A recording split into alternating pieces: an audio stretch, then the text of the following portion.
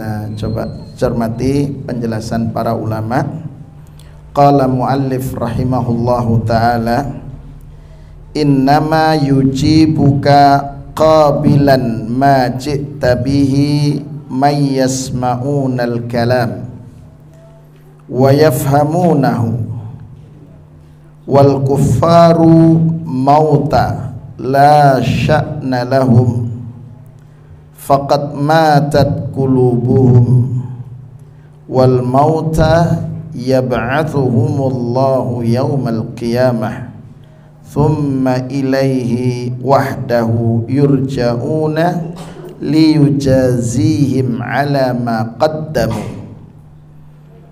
Innama yujibuka, hanya saja orang yang mengijabai atau menerima, qabilan, menyambut, majid tabihi, yang engkau bawa wahai Nabiullah Muhammad SAW, mayyasma'unal kalam, mereka yang mau mendengarkan Al-Quran, wa yafhamunahu, dan yang mau memahami Al-Quran, wal kuffaru mauta, orang-orang kafir itu dianggap mati, la sya'na lahum, tidak ada nilainya, tidak ada kedudukannya, tidak ada apa-apanya mereka itu. Kenapa? Faqad matat qulubuhum, hati mereka telah mati.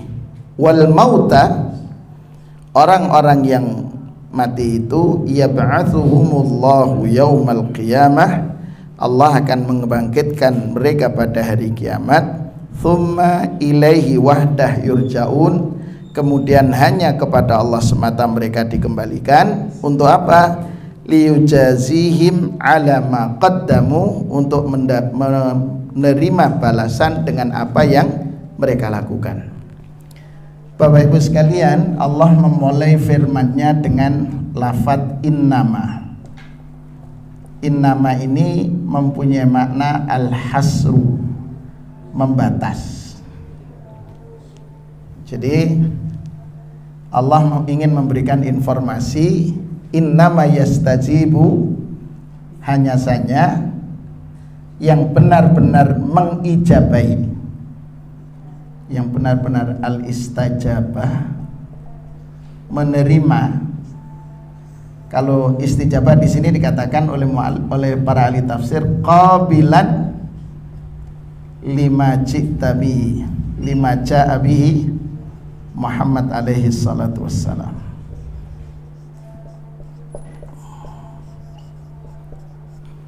Jadi orang yang menerima, jadi Allah membatasi, yang menerima lima ja'a bi Muhammad, menerima dan menyambut apa yang dibawa oleh Rasulullah sallallahu alaihi wasallam adalah alladzina yasma'un. Alladzina yasma'un. Nah, mereka orang-orang yang mendengar. Nah, yang mendengar, yang dimaksudkan apa yang didengar? Kalamullah, firman Allah. Kalamullah ini kan ada dua. Firman Allah itu ada dalam bentuk Al-Quran, yang lafadz dan susunannya langsung dari Allah, yang kita membacanya dianggap sebagai pahala, gitu, pahala. Yang kedua, kalamullah yang dimaksudkan adalah firman Allah dalam artian masuk dalam pengertian sunnah Nabi, hadits, ya, as-sunnah ataupun al-hadits. Kenapa sunnah hadits ini masuk kategori firman Allah? Karena Allah menyatakan dalam surat Toha, kalau tidak salah, Allah menyatakan wa ma yantiku anil hawa, ya, anil hawa in huwa illa wahyu, dalam An-Najm. An-Najm, wa ma yantiku anil hawa in huwa illa wahyu yuha.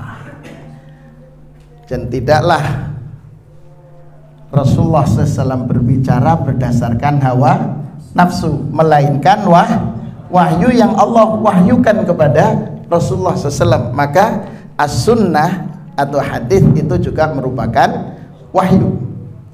Nah, karena sama-sama wahyu kedudukannya, apa kata Allah?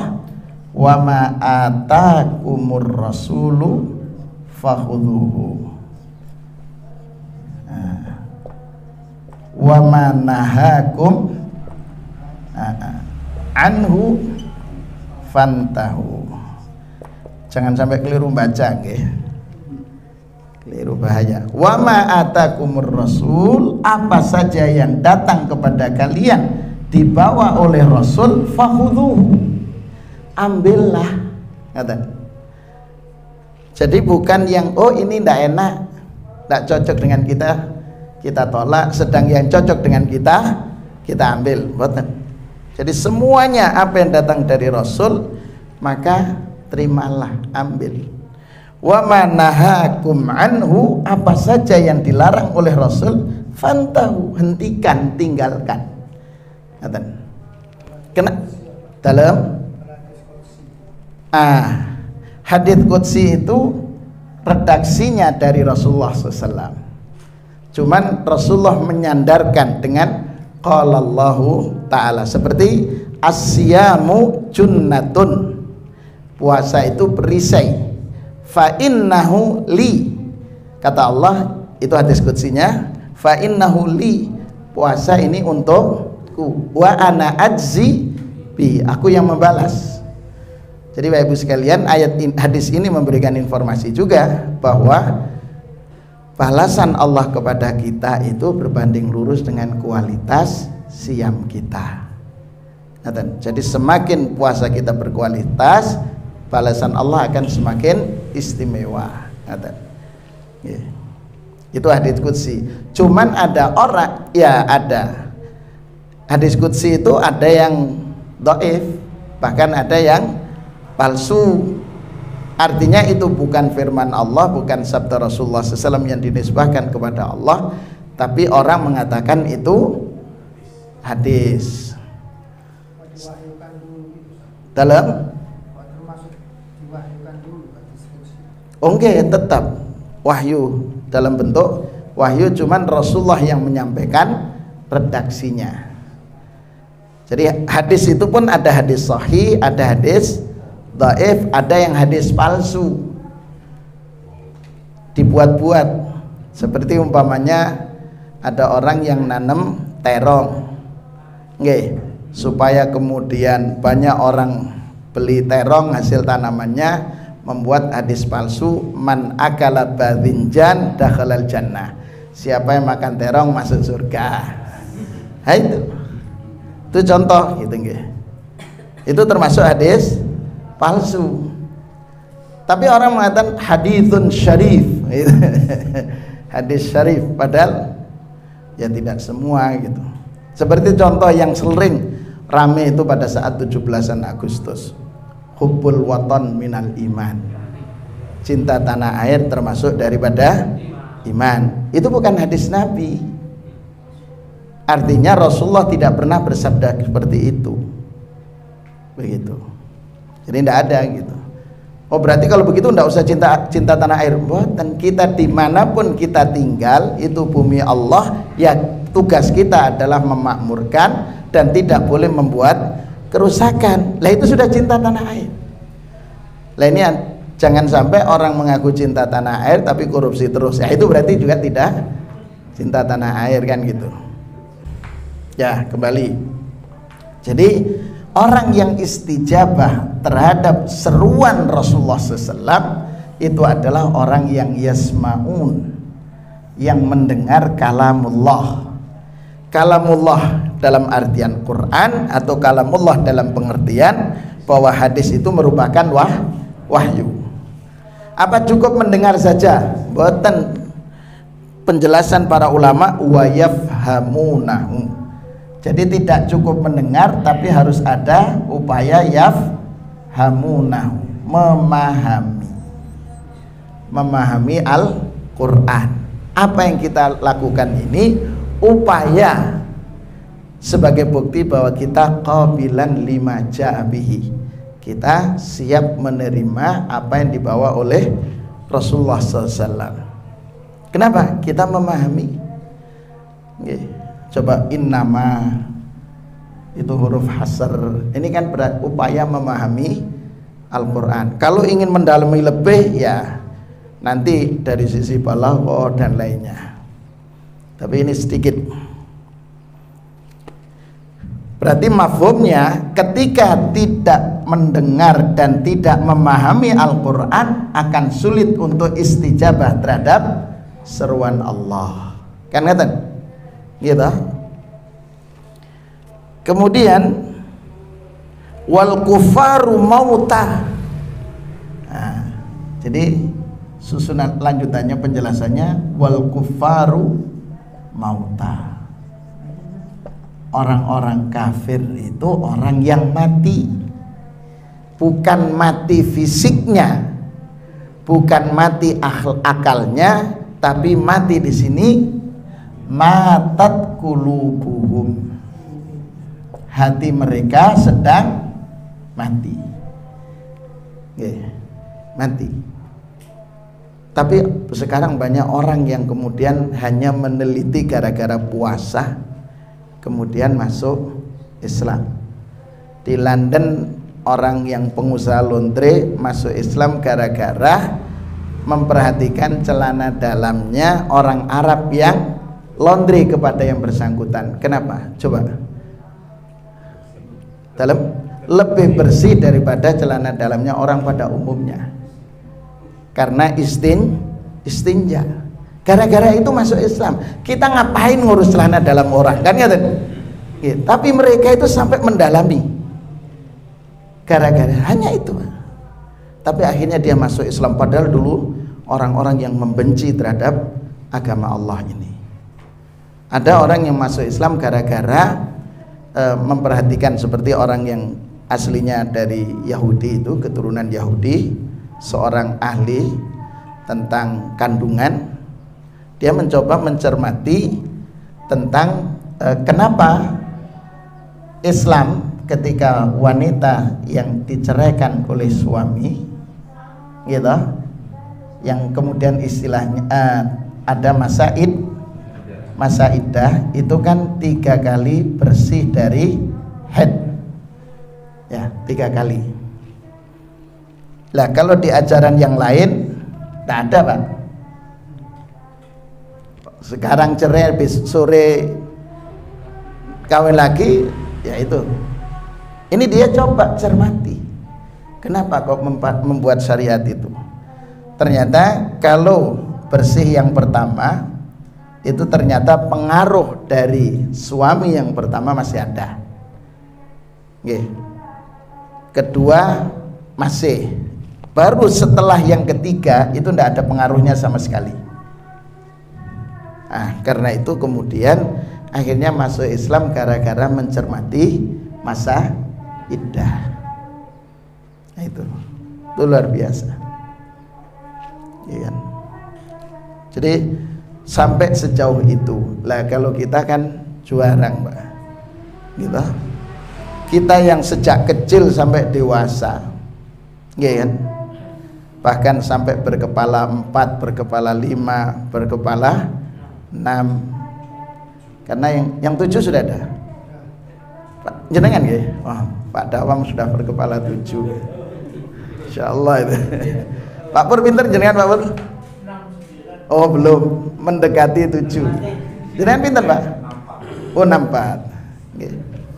Itu Masya Allah. Kita kan pokoknya baca, menalami, selesai. Kenapa? Karena keluarga kita mukmin, beriman, kan ngaten? Sudah puas, sudah cukup dengan itu gitu.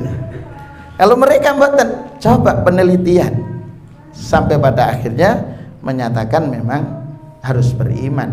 Tidak bisa tidak. Berarti ini bukan rekayasa dan karya Nabi Muhammad SAW. Sedang orang-orang kafir wal mauta, ini wal kufaru mauta, orang-orang kafir itu dianggap mati, la sya'na lahum, tidak punya kedudukan.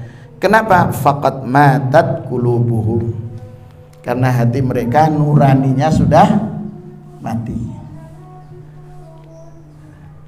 Yab'atsuhumul wal mauta yab'atsuhumullah tsumma ilaihi yurja'un. Nah, orang yang mati, baik mati secara fisik atau mati hatinya, yab'atsuhumullah, nanti Allah akan bangkitkan semua. Nah, setelah itu semuanya kembali kepada Allah. Makanya di sini tentang al-bi'tsah, hari kebangkitan. Orang kan mempertanyakan dalam surat As-Saffat itu. Dalam surat As-Saffat mengatakan, bukankah kita sudah menjadi tulang belulang yang sudah hancur, ya, atau tubuh kita sudah hancur, akan dibangkitkan kembali. Mereka orang-orang Mekah saat itu mengatakan hadza syai'un ujab, ini sesuatu yang aneh. Tapi bagi Allah enggak. Gitu. Kita ambil contoh ketika orang-orang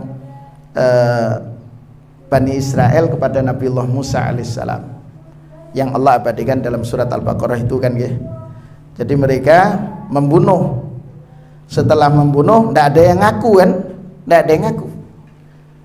Akhirnya kemudian Allah memerintahkan kepada Nabi Musa menyampaikan bahwa Allah memerintahkan kepada kalian menyembelih sapi betina. Nah, mereka bertanya, oh, sapi betina tempat kami banyak, yang seperti apa kan, kata. Akhirnya pilih, Allah katakan sapi betina yang tidak berusia tua dan tidak berusia muda, alias ya usia pertengahan.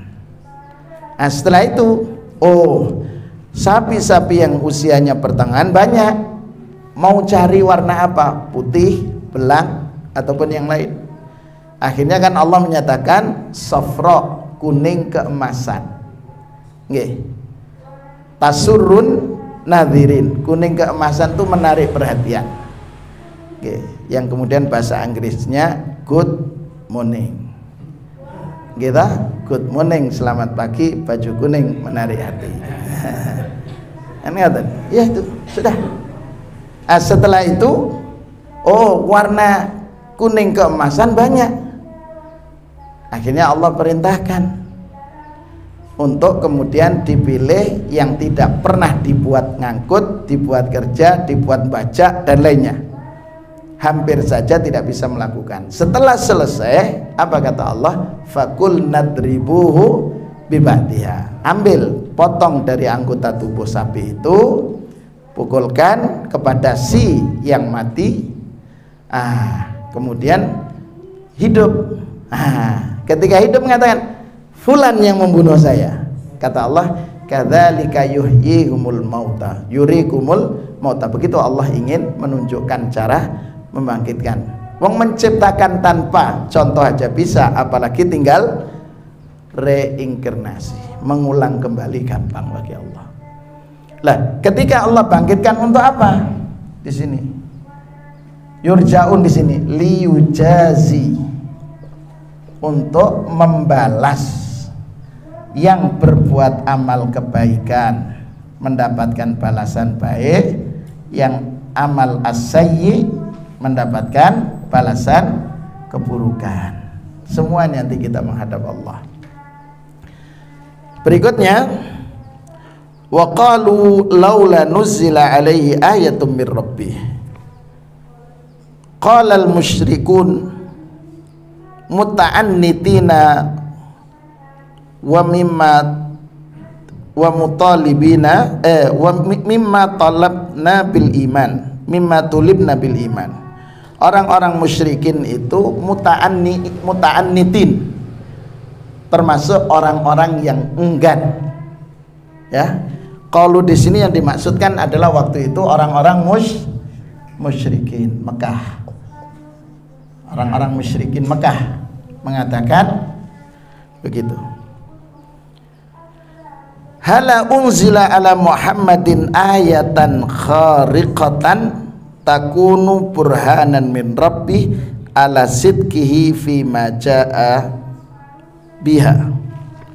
Jadi mereka mengatakan kalau seandainya unzila alaihi, diturunkan kepada Rasulullah SAW ayatan, di sini maknanya mukjizat.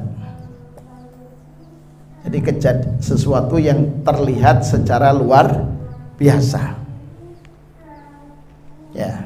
Supaya apa? Kalau kita melihat, kami akan beriman. Ya. Allah tunjukkan ketika mereka ingin minta bulan terbelah, wan syaqqal qamar. Kemudian Allah sudah, setelah melihat itu apa, beriman? Boten. Kenapa? Karena matat qulubuhum, tidak beriman, matinya mati, hatinya mati, sehingga meskipun melihat kebenaran itu sama kan nggih, jenengan meyakinkan orang yang iri. Nggih.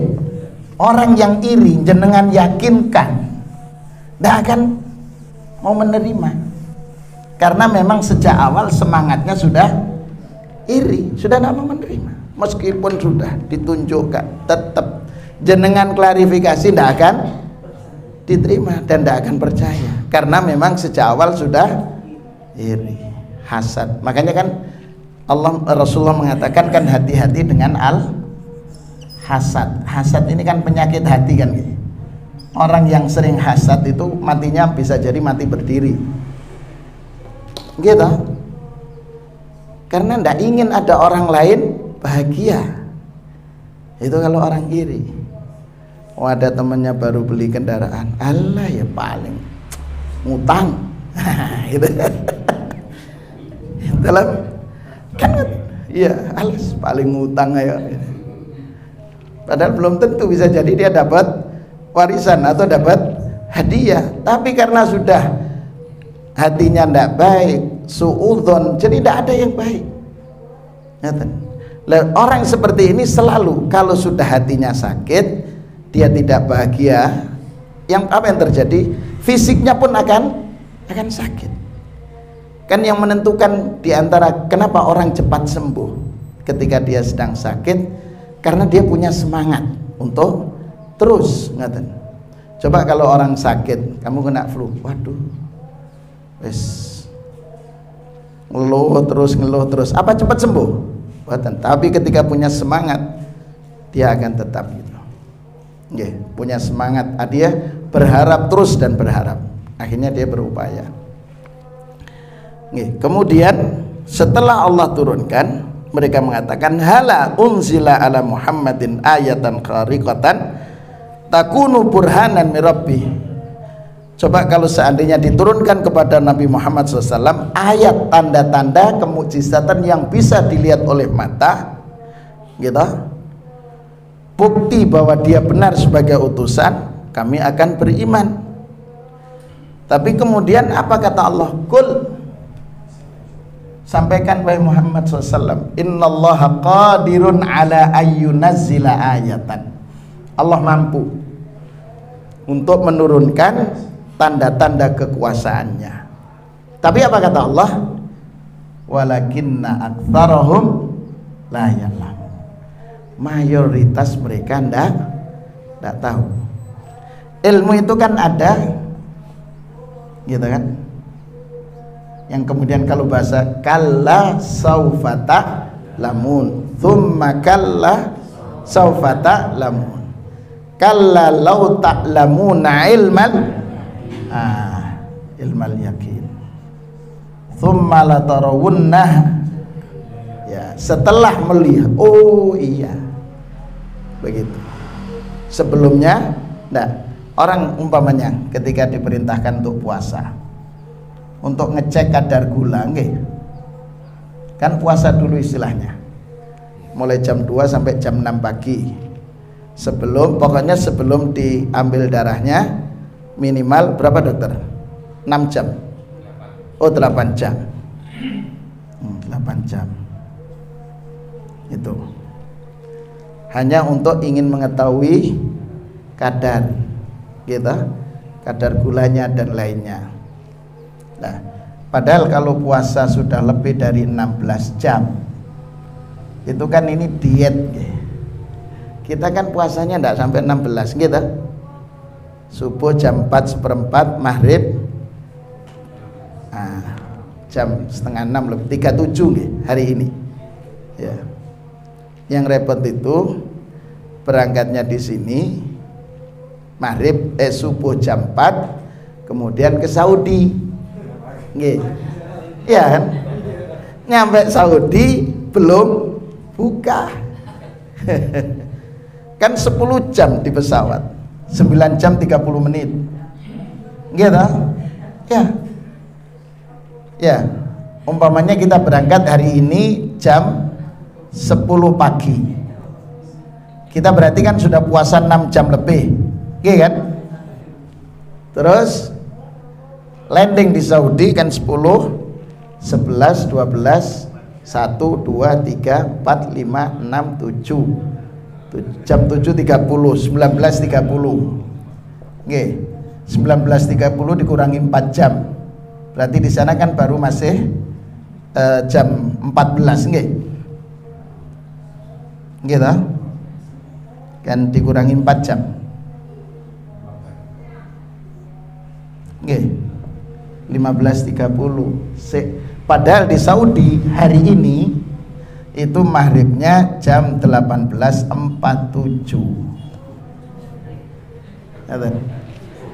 Jadi berapa puasanya? Enggak. Jadi nyampe ke Saudi masih belum buka, karena landingnya setengah 4, padahal di Saudi maghribnya 18.47. Isya-nya jam 20.48. Jadi sholat isya itu jam 9, jam 21:15 baru mulai tarawih, selesai jam 23.15.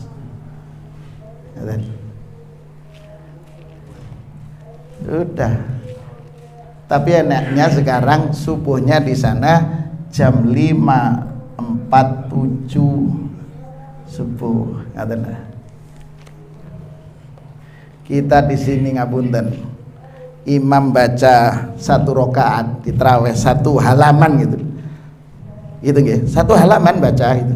Jadi imamnya rakaat pertama masih semangat, rakaat kedua masih, artinya rakaat 1, 2 masih semangat, rakaat ketiga 4 itu sudah mulai lihat sopo imamnya ya. Enggak gitu ya. Saya kan kapan hari itu ditugaskan untuk imam tarawih, dikasih tahu sama takmir, Ustaz, setiap rakaat pertama, kemudian rakaat ketiga, rakaat kelima, dan rakaat ketujuh itu 1 halaman. Nggih. Ya saya sih ya Pak, 1 halaman. Enak kan malah nggih. Nah, setelah itu ayat rakaat kedua, keempat, dan 6 dan 8 bebas. Bebas itu kan boleh diambil dari juz ammah, boleh surat yang lain. Diambil juz ammah tapi ayatnya umpamanya misal amma yatasaalun gitu. Itu. Jadi ketika selesai rakaat yang keempat itu ngelihat siapa imam ini. Gitu. Ya. Padahal mestinya kan ya dinikmati saja nggih. Nggih. Tapi yang cepat itu biasanya banyak pengikutnya, Pak. Nggih. Saya sampaikan akhirnya kepada panitia, kepada takmir, jenengan sampaikan Pak kepada jamaah bahwa salat tarawihnya itu memang untuk rakaat pertama, ketiga, 5, dan 7 itu minimal 1 halaman, supaya kemudian tidak timbul hal-hal di belakang hari. Karena kalau makmum yang grundel gitu, itu kan berarti termasuk imam yang tidak disukai gitu. Nah, itu betul, malah waduh ini bahaya ini, ada yang ngasih tanda malah. Kembali lanjutan ayat. Wa ma min dabbatin fil ard wala ta'irin yatiru bi janahaihi. Nah, ini penjelasannya. Wa ma min hayawanin yataharraku fawqal ardi. Tidak ada satu dabah, ini dabah itu artinya binatang melata, Pak. Binatang melata. Makanya kemudian napa? Tank nggih, itu dalam bahasa Arabnya dabbabah. Dabbabah. Itu tank. Dabbab sepeda motor. Dabbab itu sepeda motor. Dabbabah tank. Nggih. Tapi ada yang juga mengatakan sepeda motor bahasa Arabnya Indonesia itu darajatun nariyah. Jadi darajah itu sepeda, nariyah api. Jadi sepeda yang digerakkan oleh ya mesin, sehingga dikatakan bahasa Arabnya dikatakan sepeda motor. Padahal kalau di sini di sana dabbabah, wen dabbab gitu. Mana sepeda motor? Okay. Tidaklah binatang yang ada di muka bumi itu bergerak, yang merangkak dan sejenisnya. Wala ta'irin yatiru fis sama, dan tidak juga burung-burung yang terbang di langit bijanahaihi, dengan dua sayapnya, illa umamun amthalukum, dikatakan illa ajnasun mithlukum ya bani Adam, kecuali mereka itu jenis seperti kalian. Apa maknanya? Hiyal khalqu war rizqu, artinya penciptaannya dan rizkinya siapa yang menanggung? Allah. Jadi semuanya sama dengan kita. Makanya kemudian orang ahli mantik itu mengatakan al-insan itu kan manusia, tapi orang mantik, pakar logika mengatakan al-insan hayawanun natiq, hewan yang berbicara. Kenapa? Karena Allah menyatakan, alasannya wa ma min dabatin fil ardi wala ta'irin yatiru bi janahihi illa umamun amsal, seperti kalian. Makanya kemudian mereka mengatakan al-insan hayawanun nahtik, manusia itu hewan yang berbicara, makhluk yang berbicara. Makanya kemudian orang kalau belajar mantik tidak kemudian didasari oleh pemahaman syar'i itu repot nanti. Contohnya ngeten, kera makan pisang, nggih, ilmu logika. Manusia makan pisang, kalau begitu kera adalah manusia. Itu natijahnya ngeten, Pak. Kera makan pisang, manusia makan pisang. Karenanya kera sama dengan manusia. Kan kita tidak mau disamakan kera. Itu logika kalau tidak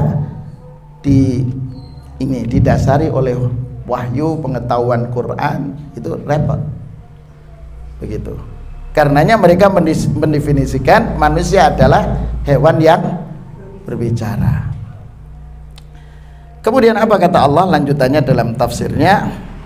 Ma tarakna fil lauhil mahfudhi syai'an illa athbatnahu ma farratna fil kitab. Jadi seluruh binatang yang ada di muka bumi, seluruh burung yang terbang di langit, seluruh rizkinya itu sudah tercatat oleh Allah. Tidak ada yang tidak dapat, semuanya pasti dapat. Lah kalau kita memahami demikian, mestinya kita tidak perlu iri ketika yang lain dagangannya laris, sedang kita hari ini sedang tidak laris. Kenapa? Wong rezekinya sudah tercatat, sudah tidak ada yang lepas dari kita. Yang direzekikan oleh Allah untuk kita semuanya pasti akan terjadi. Cuman kemudian orang dikuasai oleh nafsu sehingga kemudian al-isti'anah dengan jin. Akhirnya penglaris gitu, dikasih jimat siji ora kerumat. Iya kan? Coba jenengan cermati, kenapa ada ada yang setiap jualan itu selalu warnanya membuka unit usahanya, penutup sampai lapnya itu warnanya sama. Jual soto misal, oleh petunjuknya warna merah, maka lapnya warna merah, semua merah semua, sampai ngapunten ndak dicuci, pokoknya bersihkan, nanti kemudian ya begitu terus diletakkan di atasnya begitu. Ndak yakin, padahal yang ngatur rezeki sinten? Allah. Lah kalau kemudian rezeki kita sempit, faman qudira alaihi rizku, rezeki kita dipersempit oleh Allah, ya, maka kata Allah falyunfik mimma atahullah, buka dengan cara berinfak begitu. Jadi infak itu tolak bala, infak juga sebagai sarana pembuka rezeki, karena orang yang menerima infak tidak akan mendoakan keburukan kecuali orang itu tidak kena gitu. Tidak ada ceritanya orang menerima kebaikan dari kita kemudian mudah-mudahan usaha jenengan bangkrut. Dan kalau kita mendoakan itu tidak akan diterima oleh Allah. Kalau doa di situ untuk qati'ur rahim, kemudian untuk mencelakakan, tidak akan diterima kecuali karena balasan kezaliman. Beda okay? Kalau kezaliman pun umpamanya kita posisi terzalimi, okay?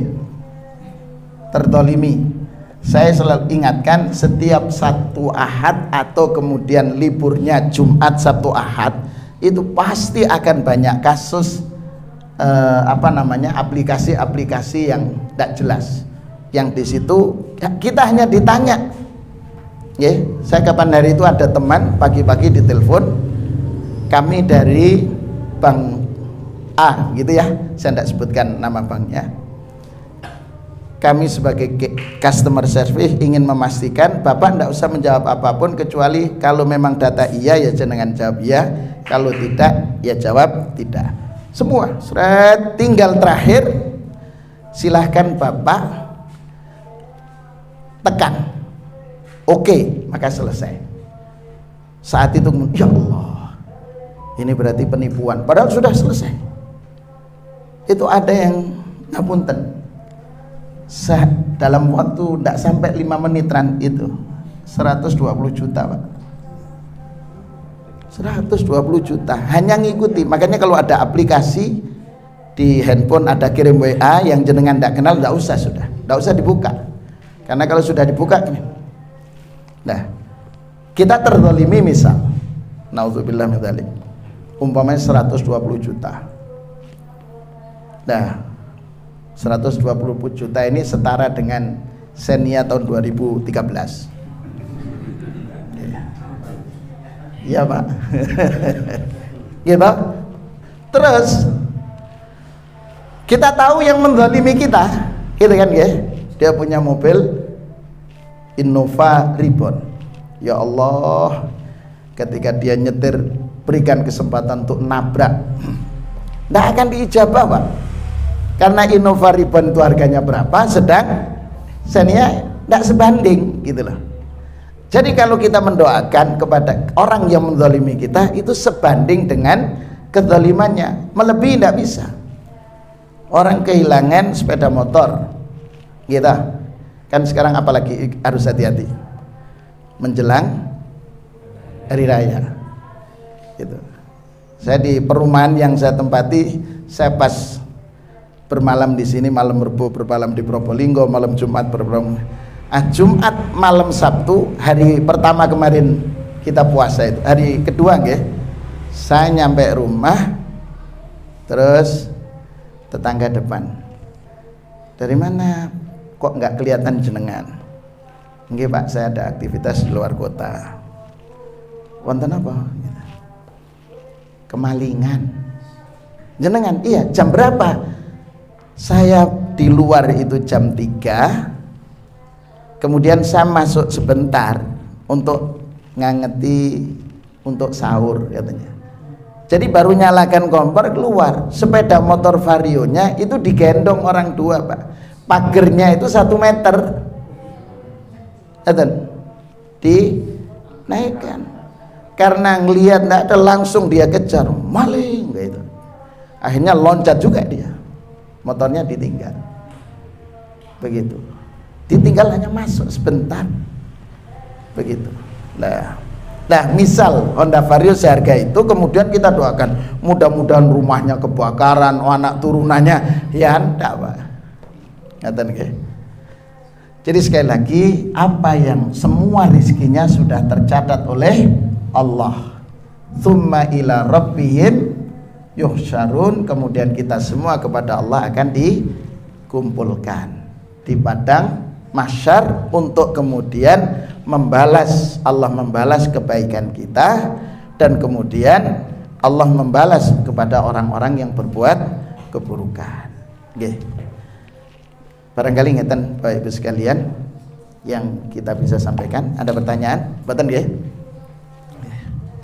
Ya, mudah-mudahan apa yang kita kaji pada kesempatan berbahagia ini, 3 ayat yang kita kaji, mudah-mudahan Allah jadikan menjadi ilmu yang bermanfaat. Semakin bertambah pemahaman kita, semakin kuat keimanan kita, dan mudah-mudahan ini Allah jadikan sebagai pengantar agar kita menjadi orang-orang yang istiqomah di jalan Allah Subhanahu wa taala.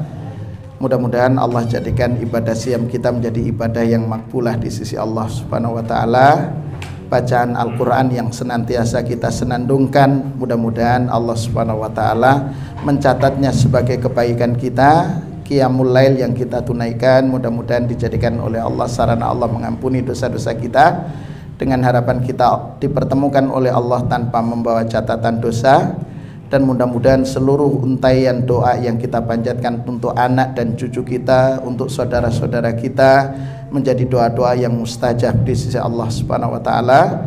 Dan mudah-mudahan Allah mengantarkan putra-putri kita menjadi putra-putri yang saleh dan salihat, yang selalu mendoakan kita, dan kemudian Allah kumpulkan kita bersama mereka di surga kelak.